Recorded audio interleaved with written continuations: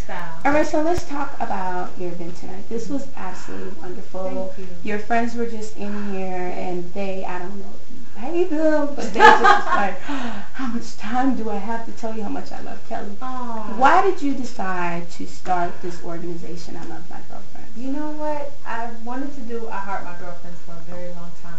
I remember going to an event at a church actually, and the pastor's daughter and his wife did this whole thing like centered around women, period. And I remember being there. They asked me to speak on the podium, but I remember like looking at it on the announcements, and my heart was beating so fast, and tears were rolling down my face. I was like, what are you trying to tell me? Like, I feel like it was God completely.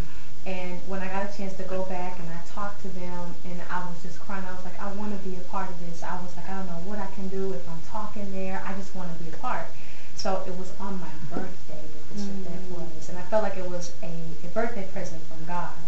So I went, I spoke on the panel with all these girls that had so many different questions, from self-esteem to sex to their sexuality, so many different things that they were going through, family problems, everything under the sun. And I'm like, oh my gosh, and I wanted to answer every question, and things that I didn't know how to answer. I was like, oh my God, well, what am I going to do? And so I thought more about it, and I was like, I want my own organization. And I was trying to think of a name for it, and I was talking to my best friend in Houston, and she was like, I Heart My Girlfriends. I was like, I Heart My Girlfriends. That's the name of my charity. And she was like, really? And I was like, that's it. I was like, do you mind? You won't jip me for it. She was like, no, it's yours. So I titled it I Heart My Girlfriends, and it is amazing. The fact that I think about young girls that are my age and younger, I mean, well, when I say my age, I mean like when I'm thinking about the younger me, like the one that was very insecure and very, very skinny with a big old head, and I had big glasses, and I was very just, I didn't like who I was. And I think about that little girl, and I think about what would I want for her. You know what I mean? I have no regrets, because I think that everything shapes us into who we are. But I was thinking about what would I want, you know, what would it have really made me feel better about myself. And I would have loved for someone to be there to empower me, to lift me up. And, you know, it was a lot of women, you know what I mean, that I feel like I met, you know, whether it was you, you know, in the short time that we met each other, or B, or Rena, or Kim, or Lala, you know, like I have so many women that, you know, really lift me up. I can call Michelle if I'm feeling down, you know what I mean, and then she has or knows exactly what to say to me, or Yoshika, or this woman Cheryl Cruzo back at home, or Angela Fee, all of these different women, Tina Knowles, you know what I mean. There's so many women who were just so instrumental in my life, and I want little girls to get that as well. So when it comes to, you know, I Heart My Girlfriends and having conferences, like I want to have conferences at least once to twice a year. Ready? But how to take care of themselves mentally, spiritually, physically, emotionally. Like all these things are so important into making them and molding them into women. Do you have any plans? One of the things that really is something that weighs on my heart is just to see all the new girls that's coming into the music industry, and everybody takes their clothes off now, and it seems like the image of what it means to be a woman is all surrounded around sexuality. Is there going to be any plan to reach out to maybe up and coming celebrities? Because being in that celebrity bubble has to be hard. Is there a plan to reach out to maybe some of the younger artists and get them involved in some way? Definitely. And you know what? You never really know what's behind anybody's story. And I think that it's really worth having a conversation with them. And, you know, just, you know, kind of tapping into it a little bit, you know. Like, one of the things that I love about Destiny's Child is that we were really good role models. I really like the fact that we had a message, like a positive message to say. And that, for me, made me think about what I wanted my next album to be like. I was like, I want to have something to say in this next record.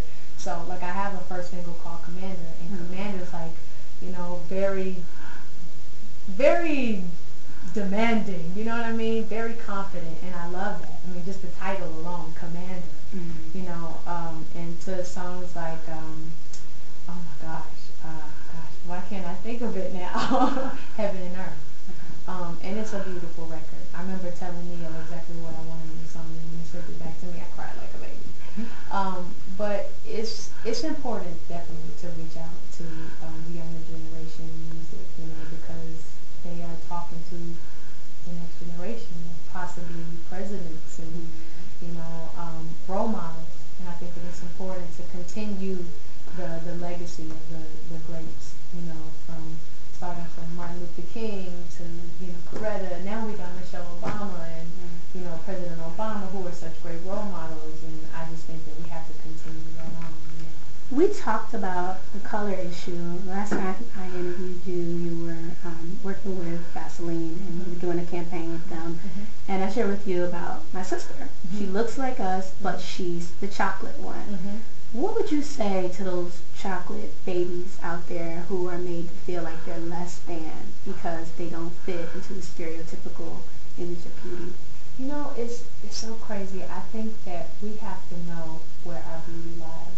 We can't allow the rest of the world to make us or tell us what beautiful is or what beauty is.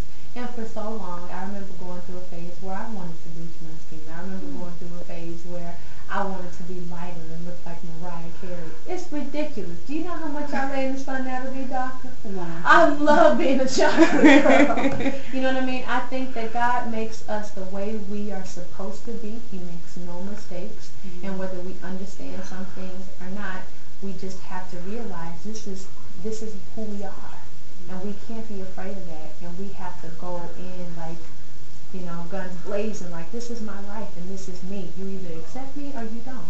And you love yourself for who you are, you know. And it takes us a while to get used to that. And some days, yes, I still wake up and I'm like, I don't want a mirror. Somebody just get the mirrors out of here. But everybody has those days. But as long as you know, I'm living, I'm breathing, I'm so thankful. I have legs, I'm walking, I'm breathing. That's a blessing, period, in itself. You know? So how can people learn about I Heart My Girlfriends? They can log on to iheartmygirlfriends.com and get all the information. I know this year I'm actually starting to work on definitely touring to talk to different girls at different schools. I'm trying to reach out to YMCAs, and when school starts, you know, big back to school, like, you know, frenzy to have the girls like excited, you know, get them amped up. And there's so many different plans I have for 2010. I have a great team behind me, and I'm really excited. We're definitely gonna make I Heart My Girlfriends global. Now, when is this album gonna come out? When can you Album hear me? later on this year, and you'll be the first to hear new music. I will be the first. You will be. I like that. You will be the